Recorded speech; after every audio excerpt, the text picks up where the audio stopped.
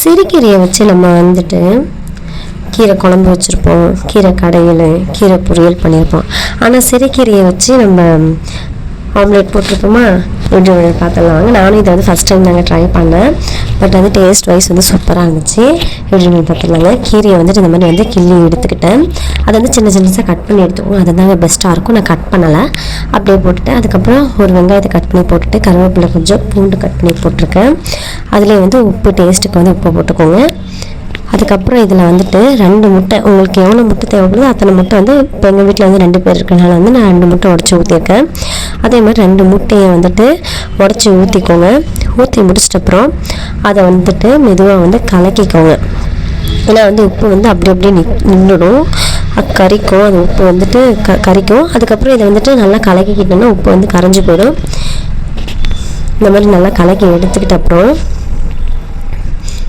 Gas stove on பண்ணி வச்சுட்டு தோசைக்கல் வச்சுக்கோங்க.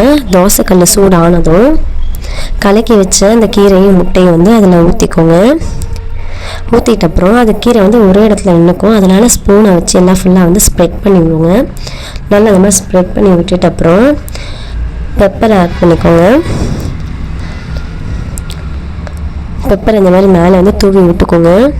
உங்களுக்கு எவ்வளோ வேணுமோ காரம் அந்த அளவுக்கு நீங்கள் தூவி விட்டுக்கலாம். அதுக்கப்புறம் அவுட் சைடில் வந்துட்டு எண்ணெயை ஊற்றிக்கோங்க. எண்ணெய் ஃபுல்லாக அப்ளை ஆனதும்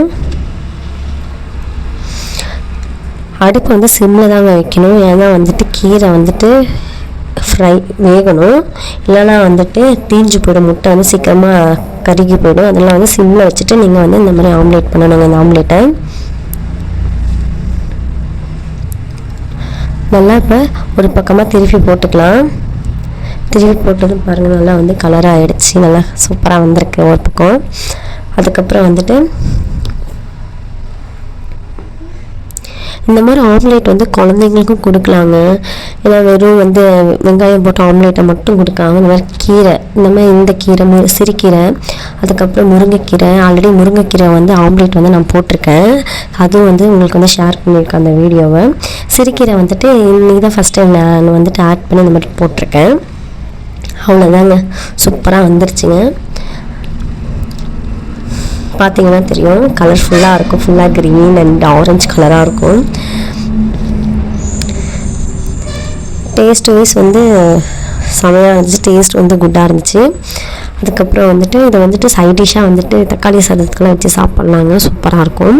இந்த மாதிரி வந்துட்டு நீங்களும் வந்து ட்ரை பண்ணி பார்த்துட்டு சொல்லுங்கள். டாடா பாய் பாய். நெக்ஸ்ட் வீடியோவில் பார்க்கலாம்.